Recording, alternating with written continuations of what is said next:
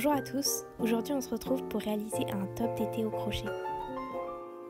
Donc vous aurez besoin de coton de type 3 ou 4, ici j'ai choisi 3, ainsi que le crochet qui va avec et le fil de la même couleur que le coton, et 1 mètre.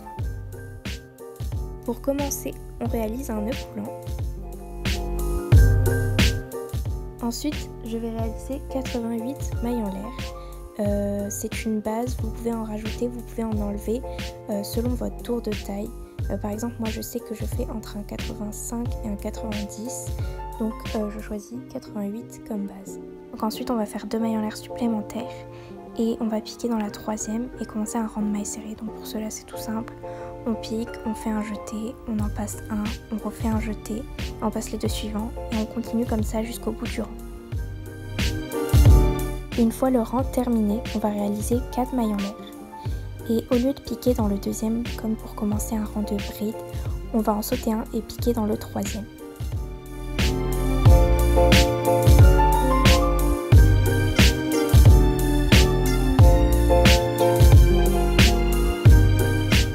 On va faire une maille en l'air. Et ensuite, on va sauter une maille et faire une bride dans la suivante. Et ainsi de suite jusqu'à la fin du rang.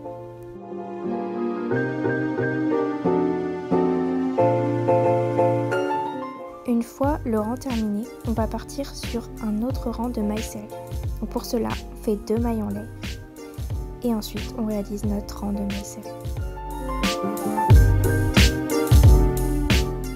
Comme il y a des mailles qui sont plus difficiles à piquer que d'autres, je vous conseille de piquer par le dessus si jamais vous êtes bloqué.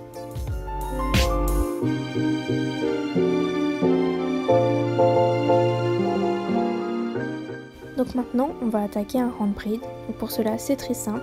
On réalise 3 mailles en l'air et on va piquer dans la deuxième maille en partant du début.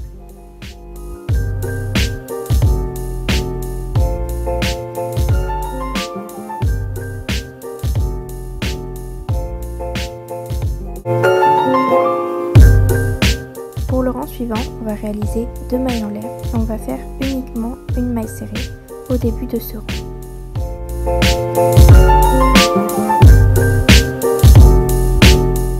Ensuite, on va faire 5 mailles en l'air.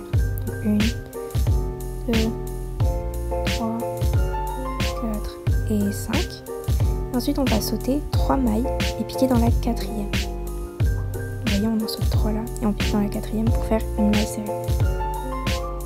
Et on continue ce schéma jusqu'à la fin. On refait 5 mailles en l'air, on saute 3 mailles, on fait une maille serrée dans la quatrième et ainsi de suite.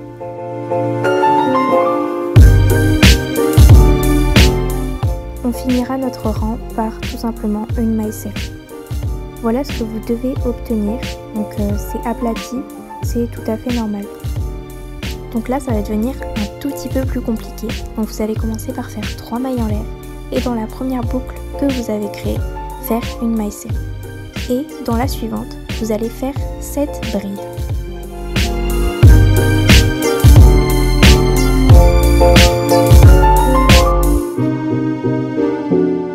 Une fois les 7 brides faites, vous allez piquer dans la suivante boucle et faire une maille serrée. Par la suite, vous allez faire 2 mailles en l'air.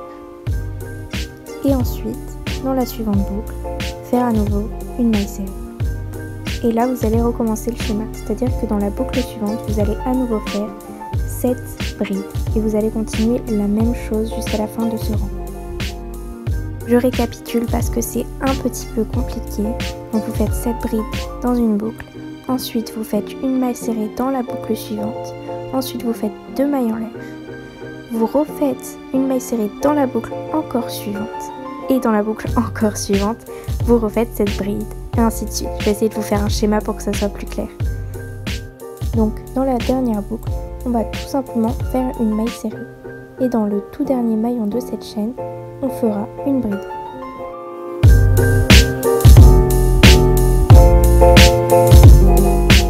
Pour le rang d'après, on va faire 2 mailles en l'air et uniquement 2 mailles serrées après.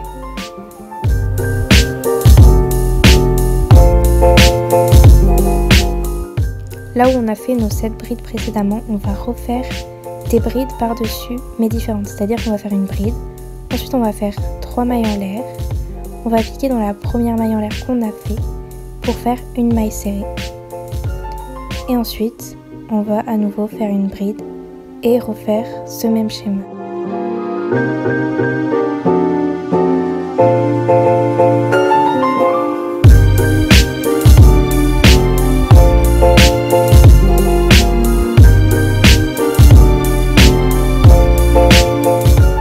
Au total, il faut que vous ayez 6 ou 7 espaces et sur la dernière bride que vous réalisez, vous ne faites pas 3 mailles en l'air par-dessus.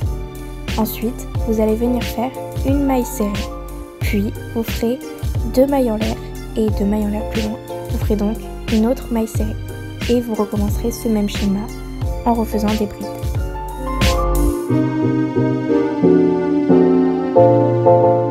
Je réexplique une dernière fois, donc une fois qu'on a les 6 espaces, sur le dernier on ne fait pas 3 mailles en l'air, puis on vient faire une maille serrée,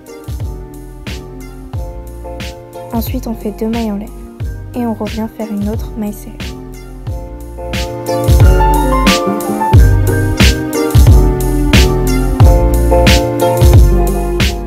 Une fois qu'on arrive au bout du rang, on va tout simplement le finir par 2 mailles serrées. Et voilà, vous avez terminé la première partie de ce top. Donc vous pouvez couper et bien sécuriser le nœud. Maintenant, on va passer à la réalisation des bonnets. Donc pour cela, il va falloir adapter en fonction de votre taille A, B ou C. Donc votre premier rang de mailles en l'air devra faire une longueur spécifique en fonction de votre taille. Pour cela, vous devez vous munir d'un mètre pour pouvoir mesurer votre rang de mailles. Ici, je fais 11 mailles en l'air pour un petit bonnet B. Tout d'abord, on va faire un rang de bride. Donc pour cela, on rajoute 3 mailles en l'air supplémentaires. Et ensuite, on va venir piquer dans la 4e maille en l'air en partant du début.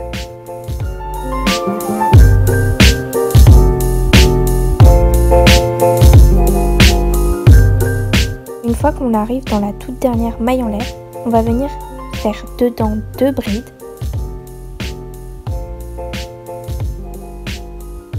Puis ensuite, on fera 2 mailles en l'air. Et ensuite, à nouveau, on refera 2 brides.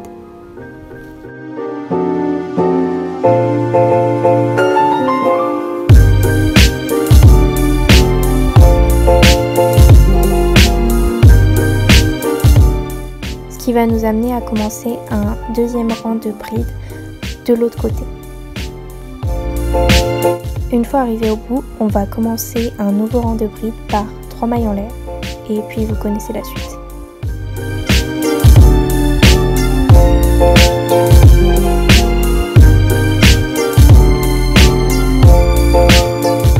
Donc une fois qu'on arrive en haut dans le trou qu'on a créé, on va répéter l'opération qu'on a fait précédemment, c'est-à-dire qu'on va faire 2 brides, on va à nouveau faire 2 mailles en l'air et ensuite à nouveau 2 brides.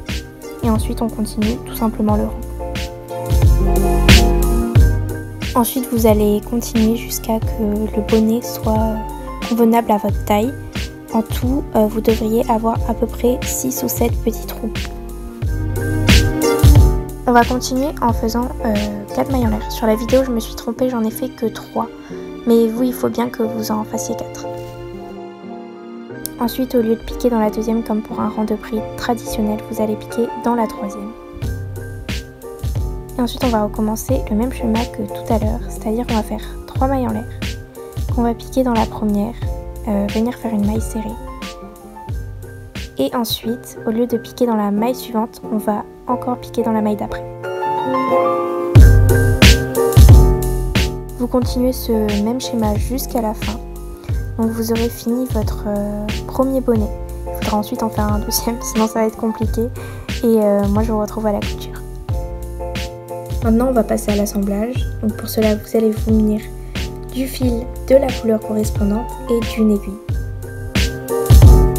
Vous prenez une bonne longueur et vous faites un nœud pour sécuriser au bout. On va venir plier la partie basse de l'ouvrage pour pouvoir bien connaître le milieu afin de pouvoir coudre correctement le bonnet. Vous pouvez le placer plus ou moins proche du milieu selon l'écart que vous voulez qu'il y ait entre les deux bonnets. Ensuite, on va venir coudre le bonnet. Vous pouvez l'épingler au préalable, mais moi j'avais un peu la flemme, je vous avoue, et puis ça peut tout à fait se faire directement. Ensuite, vous allez venir faire un nœud, puisque le nœud que vous avez fait au bout de votre fil risque de filer entre les mailles. Donc c'est plus recommandé de faire comme je fais. Et ensuite, vous allez faire un aller-retour de couture tout simplement. Pour finir votre première couture, vous ferez un nœud entre le fil du début et le fil de la fin. Ensuite, il ne vous restera plus qu'à faire la couture du deuxième bonnet.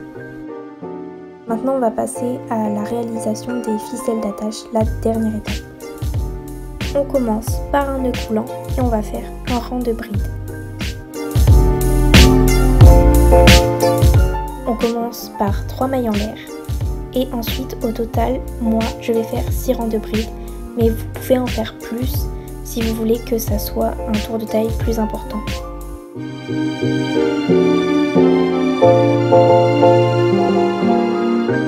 On va à nouveau débuter un rang de brides, donc 3 mailles en l'air.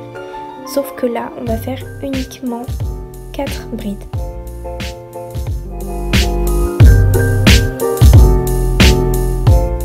Ensuite, on va faire un rang diminution, c'est-à-dire qu'on va faire uniquement 2 mailles en l'air. Ensuite, on va faire une bride normale. Et ensuite, pour les 2 dernières brides, on va les assembler ensemble. Vous allez mieux comprendre avec la vidéo. Là, on va faire 3 mailles en l'air. Et ensuite faire une bride dans la première maille en l'air, c'est-à-dire qu'on fait un jeté et vous connaissez la suite. Ensuite, vous allez répéter cette opération autant de fois qu'il faudra que votre ficelle soit longue. Pour ma part, j'ai répété 25 fois cette même opération.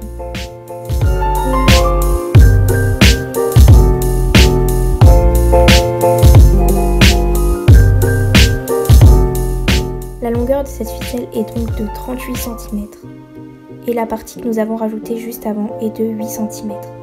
Vous faites la même chose symétriquement de l'autre côté et ensuite on va passer à la ficelle du dessus des bonnets. Donc pour cela on utilise la même technique.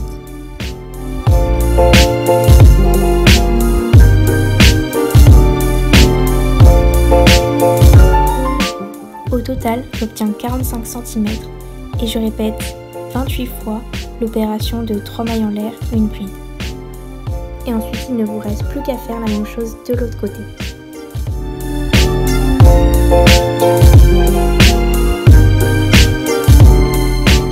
Ensuite, je vais venir coller avec de la colle textile les petits bouts de fil qui s'effilochent pour pouvoir maintenir la qualité de l'ouvrage.